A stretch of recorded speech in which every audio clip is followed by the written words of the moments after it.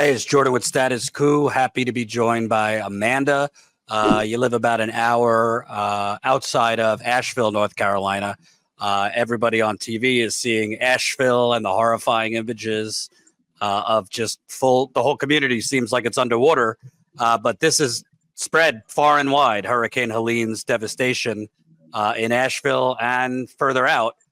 Can you describe again? I think you're about an hour outside of Asheville. Can you describe what's going on where you are, what your neighbors are dealing with, the long lines for everything from gas to food? And it seems, despite what we're hearing from the media, FEMA and the federal government might not be doing as thorough of a job as we need. Absolutely. So I am in Forest City, North Carolina. We're in the foothills of the mountains, about an hour from the center of Asheville. We did sustain a lot of damage, but it was mostly high winds. We do have some flooding, but our town has, it's most of it's remained. The people are doing pretty well. We do have to, like, gas is limited. We have to sit in line for about an hour, and then you may have a $20 or $50 limit on what you can get, which you just burnt sitting there for an hour. And that's if you can find it. Like I said, we're fortunate. We have gas. But around us, every county, oh my goodness, the damage is devastating. Buncombe County, Mitchell County, all around us, McDowell County, Henderson County. The damage is just incredible. I've got, Chimney Rock, parts of Asheville, parts of Hendersonville, Marshall, Bryson City, Cherokee, and the lower parts of Lake Lure were or are still underwater. Wow. There are people that are still stranded. They're not getting help. They're stranded. They're landlocked. They're in floods. And FEMA, okay, so I did go up into Asheville yesterday. There's one way in and one way out. I actually made it up into Asheville and around into OT. And the damage, houses literally washed down the road, or they're covered. There's mudslides. But Asheville, there's so many dead bodies that you can smell it. The stench is becoming unbearable. Like, you can smell it. There are that many dead people. Wow. It's bad. It's very, very, like, I can't describe to you how bad it is. And when you say FEMA, is it that FEMA can't get into certain areas, or FEMA isn't doing enough? They're not doing enough. Where I went to, we had family members in Asheville. We got to the house. They said that FEMA was there, asked what they needed. There's 2 babies in the house. Asked what they needed. They said, we need water and formula. They left, never came back. How long are babies supposed to wait on formula? How long are people supposed to wait on water? How long are they supposed to wait? So they were there. They know what they need. Where are they? We saw emergency vehicles riding around. We had to get into Asheville. We drove over live power lines and under fallen trees to get to our family members. The people are helping the people. The people are helping the people. But here's another problem.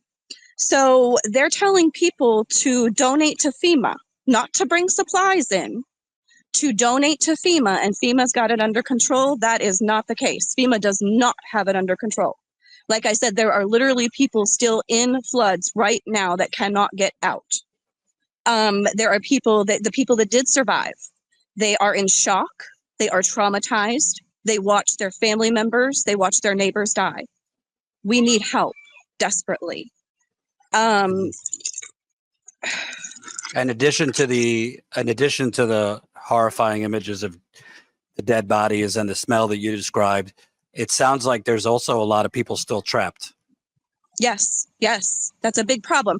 Okay, so there are people, the Fairview, North Carolina fire chief is turning away private helicopters that are trying to come in and help. Everybody they're turning help away. The people are trying to help, and our help is being turned away. I don't Mhm. understand what is going on, but it is not okay. We still have Mhm. people trapped. FEMA does not have it under control, and we need help. Mhm. Talk about you living about an hour outside, so you're not in the worst of it. But you Correct. said there's long lines for gas and other things. Um, talk about And how it is in your area and other areas as far as power, gas, food, etc. so we were without power for 3 days, and we were the fortunate ones that got it on in a few days. We did have water because we were in the city. The water was still working. But now I'm a kind of person, I have a lot of food in my house. We have a lot of kids. So, we were pretty good, but there's a lot of people. So, most of the grocery stores, the two main grocery stores, Ingles and Food Lion, they weren't able to open the first few days. Either they didn't have power or they didn't have staffing. So some of, maybe the local Dollar Generals were open. Some of the local stores were open. So even supplies are in the short. People are going to by the thousands to stores that are open because they're having to travel. They're coming down from Asheville. They're coming in from Hendersonville. They're coming in from other places because they have nothing. They don't have power. Their stores aren't open. So they're coming in from everywhere trying to get their needs. And there's just not enough. There's not enough. I We, just yesterday got a notice on my phone of 3 different drop points, 3 different locations in South Carolina where people can go to pick up water and emergency supplies. That's all I'm aware of at this point. wow. And for you, you went into Asheville. Did you go in to try and help, or you went in because you have family there? You're in We about an had hour from Asheville. we had family members there. They literally, so across from, they're just down the road from the VA in Asheville. There was a huge apartment complex from them. The apartment complex was underwater. They literally watched multiple neighbors die. One was hit by a tree, others were washed away. Literally, the house was floating away with people in it. They are in shock. They are traumatized. We went in to get family members out, and thank God we did. We barely made it to them. It was a miracle, but we did. Hmm. Can you kind of talk about, because obviously in the case of these hurricanes, which are coming rapid and much worse in recent years, obviously people in Florida tend to, I don't know about be prepared, but at least have a few days warning if their area is going to be kind of in the bullseye. Did Right. your area, Asheville, I mean, maybe you thought you'd be affected, but did you think it was going to hit as hard there? No, not at all. We're nowhere near the beach. We're no, I mean, we're inland by a few states. So sure, we thought we were going to get some rain, tropical storm, wind. We were prepared for that. We were absolutely not prepared for the devastation that came. No, that kind of warning did not come. And here's another problem that is currently happening. Our dams are in jeopardy. They have not been repaired the way that they need to be.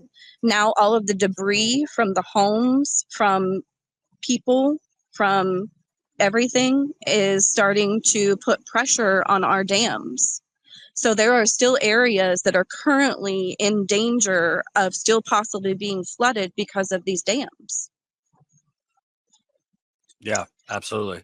And then you have the issue of water contamination, which tends to happen in these types of situations. At the same time, I mean, it's like this everything, everything happens in threes. You have Hurricane Helene, then you look at Georgia, this Mm. chemical plant fire, which could be related to the hurricane. This plant fire had another fire during another hurricane a few years ago. So it just seems like right now, you turn on the internet, which most of you haven't had power, there's one disaster after the other. It doesn't seem like our government is really equipped to handle it, or they are equipped, but they're prioritizing certain areas over others. Okay, so I heard a nasty little rumor that Tennessee just deployed 700 National Guard to Kuwait just after we were hit, when we still have Wow. people that haven't been found. There's Wow. thousands missing. If you go to certain platforms, there is picture after picture after picture of people that are missing and lost, and people looking for their family members. And it is not okay. It is not okay. Can you kind of talk about, obviously, the most important thing right now is, getting to people who might still be alive and are trapped. But in the coming weeks, months, even years, this is going to be a long-term recovery. I mean, this is going to be a struggle to recover whole communities that have been wiped out. I mean, I just don't understand where the help is. You say FEMA's taking care of this. Well, they made their presence and then they left. The people are trying to help the people and they're being turned away. So what are we supposed to do? And then they're telling, so Black Mountain is a suburb of Asheville. Black Mountain held a town meeting. The people were officially told, no help is coming. If you can get out, get out. There's one way out, 26 South. The supplies that are coming are going to be for the first responders that are still doing search and rescue. That's what their town told them to do. It's unbelievable. And by the way, I just looked up what you're referring to. So it does seem that Tennessee deployed some of its guard to Kuwait. Not sure why they did that, but there's been outrage over that. Yes. That deployment continued despite what's going on there. Yes, their own are drowning, and you deployed troops to Kuwait. Like, what is going on? And we all know, it's public. We know all the money that was just sent to Ukraine. Are you kidding me? How much money is it going to take to rebuild these mountains? Like, and there's no amount of money that you can put on these people's lives. Like, what is going on? I don't understand. I mean, I'm an Air Force veteran. I'm a veteran. And this is not what I signed up for. I'll tell you that. Right. And let me read that just so people know. But anger over Tennessee Guards, MENA mission helping Israel amid hurricane havoc. The recent deployment of 700 soldiers from the Tennessee National Guard to the region has sparked outrage in the wake of Hurricane Helene. I'd like to ask you, obviously, they're very different situations, but I actually got in touch with you through, you're related to Stella in East Palestine. Yes, my family in East Palestine. Yeah, she's a badass. I've been in her home, which is contaminated. But, one's a train blowing up cancerous, toxic chemicals. You could say that's not a natural disaster like this, but the bottom line is they're both disasters. And it seems... The government, checked some boxes and showed up there in the short term, but are sweeping it under the rug. And from what you're telling me, FEMA's pretty inconsistent and unreliable there. Can you kind of talk about, obviously, you've spoken with your family and what the hell they've been going through in East Palestine. It just seems like whether it's corporations detonating toxic chemicals or massive storms, not to get into your politics, but it seems this is related to climate change. It just seems like all the disaster after disaster is happening, whether it's corporations causing it, whether it's, the climate crisis, which I think is caused by corporations, and our government. People are just, if you're in the wrong city or the wrong town at the wrong place, the wrong place at the wrong time, good luck to you. The government's not coming to save you. Well, and that's what a lot of the talk around here is they want these mountains. They want this land for the resources. There are many resources here. And that's what the talk is. They want this land because they're not saving the people. So what is it that you want? So people there actually are suspect and kind of wonder, is this lack of a response that they feel because the government wouldn't mind people dying so that they could take the land? Wow. Yes, that is correct. Yes. We know the resources here. We know what's here. And tell people who don't know that area. Are we talking mining, oil? I mean, there's not a lot of people know there is oil in a surrounding county. Huge lithium deposits in Kings Mountain. There's actually another one just outside of Asheville as well. Two huge lithium deposits. A lot of lithium in the Middle East. A lot of lithium in the Middle East too, where we seem to be going quite a bit. And I mean, just it's hard to describe. I mean, there's just a lot of natural resources here. Ginseng, just you can grow anything, the vegetation. There's more varieties of vegetation in this area of North Carolina than anywhere in the United States. There's a lot of medicinal herbs, things of the nature. And we know some of what's in the ground, but we don't know what else here. Do you think, I don't know how much you've been able to see because you had no power for a while, but when you look at the national media, sure, I mean, they're covering the hurricanes, but not as much as they're covering the presidential election. I turned on the TV and it's nonstop talk about the election and whatever Trump said and the vice presidential debate tonight. You would kind of think they'd be covering not just wall to wall when the storm is happening. Obviously, that gets ratings, but they would stay on it and be investigating the claims you and others are making. FEMA's not doing their job. People are trapped. I mean, I don't really see that 24/7 on the news. I see the election 24/7 on the news. Well, that doesn't surprise me at all.